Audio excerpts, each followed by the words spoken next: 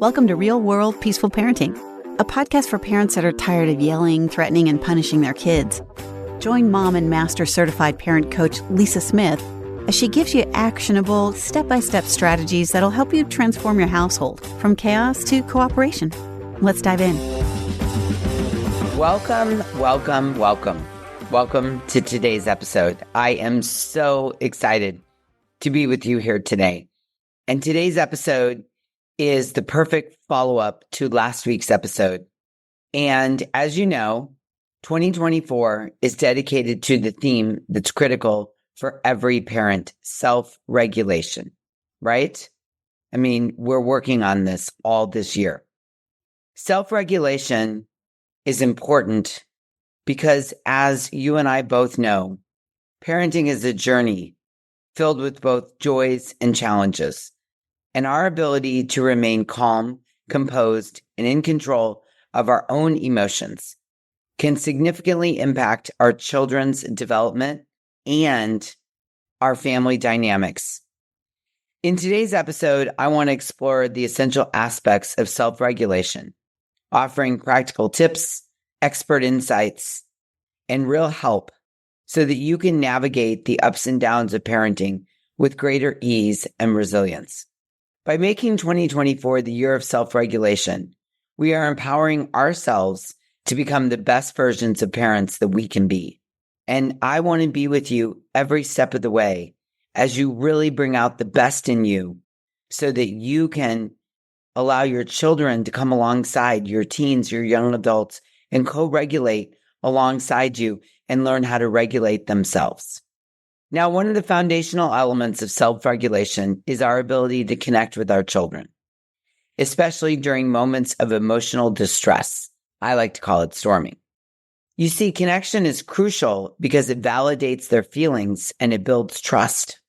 Trust between you and them, trust that you're the safe place, trust that their feelings are acceptable and okay, trust that they're okay, and then they learn to trust themselves.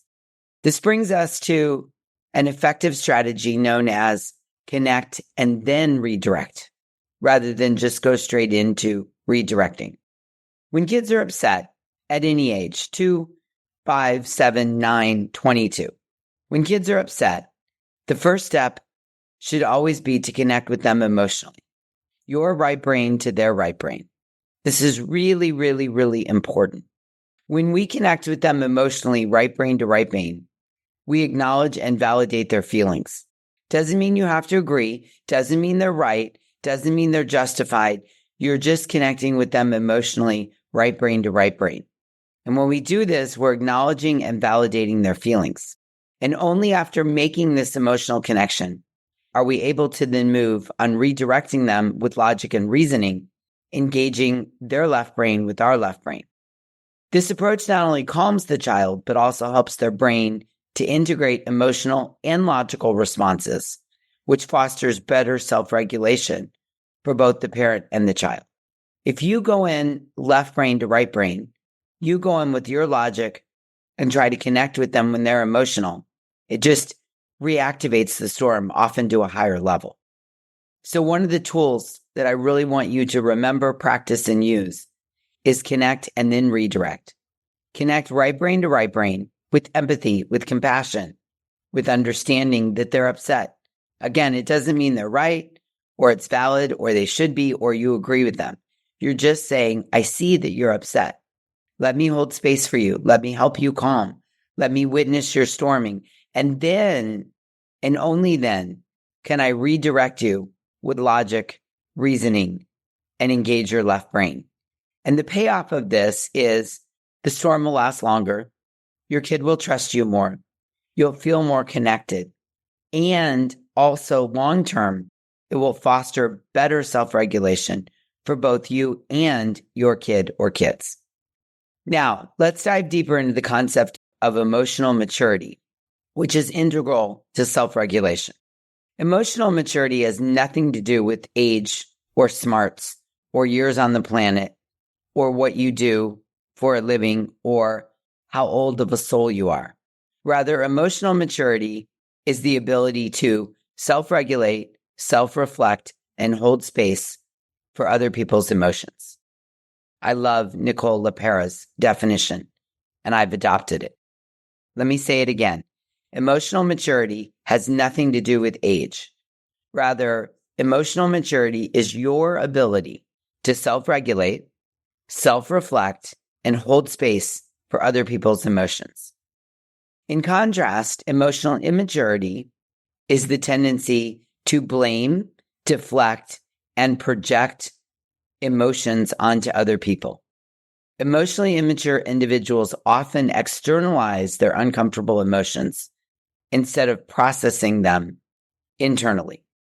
Understanding these differences is critical to our emotional development, as it helps us recognize our own emotional patterns and strive towards greater emotional maturity, which ultimately benefits our kids and our overall family dynamic.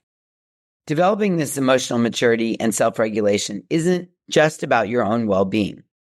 It profoundly impacts our kids too, at any and all ages, because your child is essentially moment to moment, hour to hour, day to day, week to week, month to month, year to year, borrowing your nervous system. Let me say that again because it's far too important to just gloss over. So if you've zoned out for a moment, come back to me. And let me say it again. Your child, your kids at any age, essentially borrow or draft off of your central nervous system. This means that when you're calm and rooted in your being, even during stressful times, you provide a model of stability, security, and trust for your kid or kids at any age. You become their safe place and their anchor, and that fosters their emotional maturity. When you're calm and rooted in your being, when you're emotionally mature, even during stressful times, which I know is hard, and you may need a lot of practice, and sometimes you may get off track and have to come back to center. But when you work to be calm and rooted like a redwood tree, you provide a model of stability and security for your child. You become their safe place and their anchor. And that, my friends, fosters their emotional maturity. So here's some questions you can ask yourself. How can I stay calm and rooted when things get stressful? What tools can I use? Commit to becoming the safe harbor when your child has big emotions. Work to stay present and engaged when chaos and triggers are present. Not easy, I know. I've worked on this now for 15 years, and I still have my slip-ups from time to time. But this really is my goal. I'm here picking my son up at the end of his freshman year from college, and we had dinner last night. And I was working to make sure I'm the safe harbor when he has big emotions, which happens from time to time, and sometimes out of the blue. And I reminded myself to stay present and engaged when there's chaos and when triggers are present. But what I know with 100% certainty is by cultivating your own self-regulation, you become the safe harbor for your child, and you increase trust and connection in the relationship. Your ability to remain composed and empathetic helps your child feel secure and understood, and it teaches them to manage their own emotions effectively. It teaches them to sit with them and process them and not be ashamed of them or think something's wrong or want to run away from them. Your ability to remain composed and empathetic helps your child feel secure and understood and teaches them how to manage their own emotions effectively.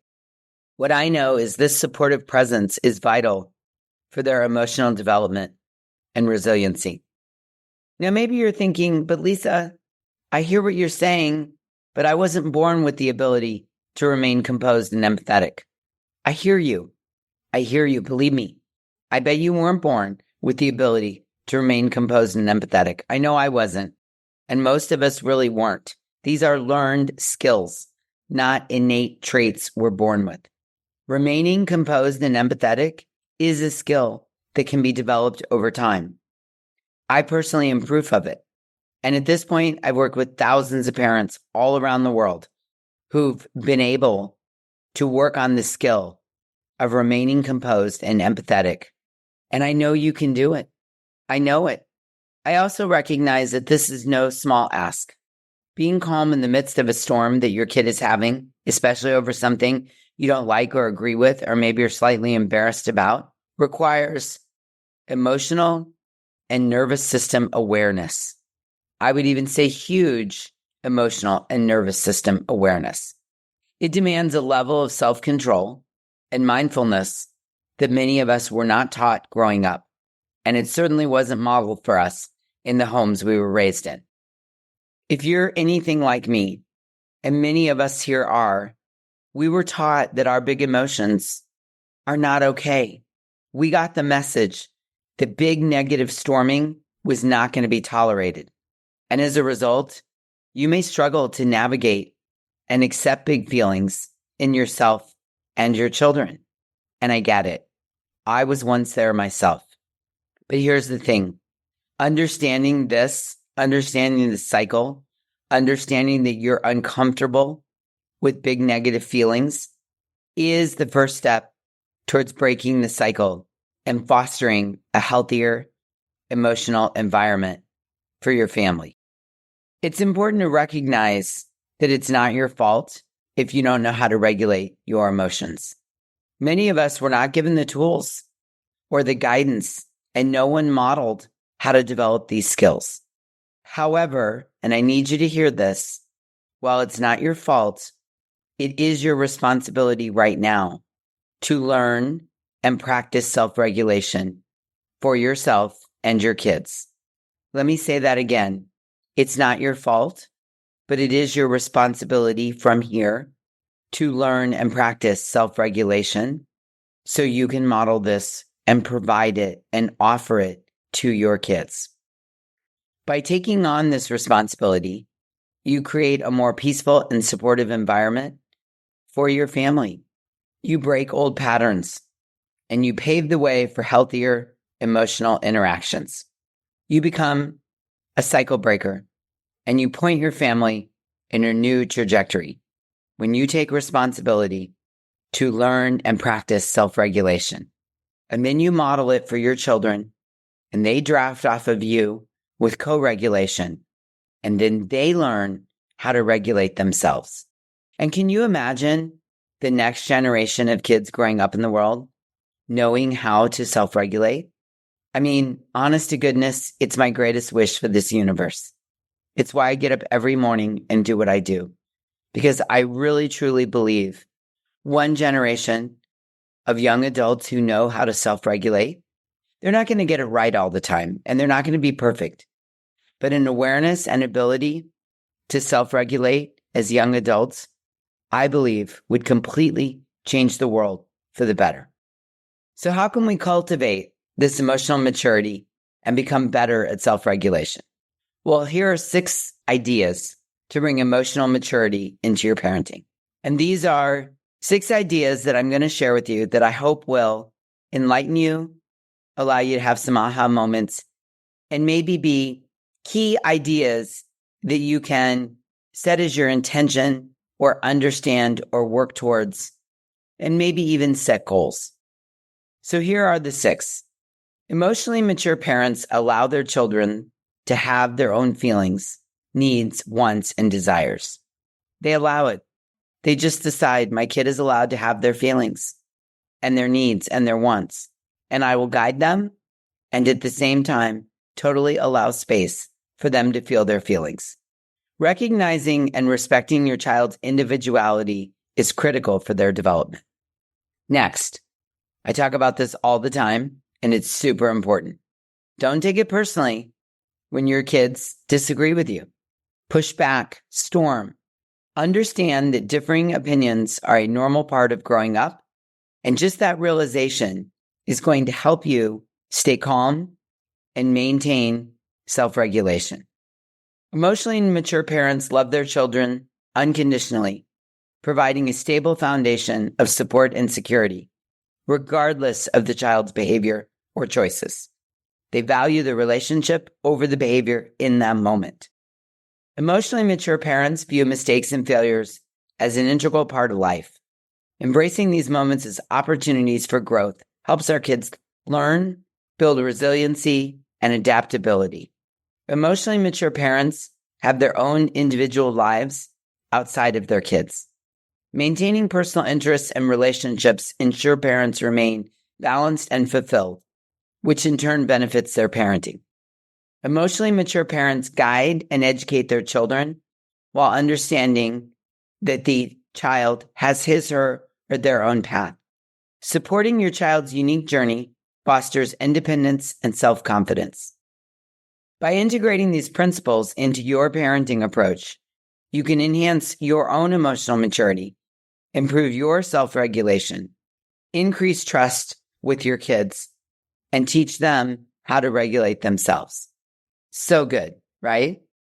As we wrap up today, I hope it's been helpful. I hope every episode I bring you on self-regulation deepens your understanding, motivates you to work on it, and provides tools that put you on the path to learning to regulate yourself. Remember, self-regulation isn't just about controlling our emotions. It's about creating a nurturing, supportive environment in which our kids can thrive. I've experienced this myself, and I know how utterly critical self-regulation is to create connection and cooperation with our kids, but also creates that environment for our kids to thrive.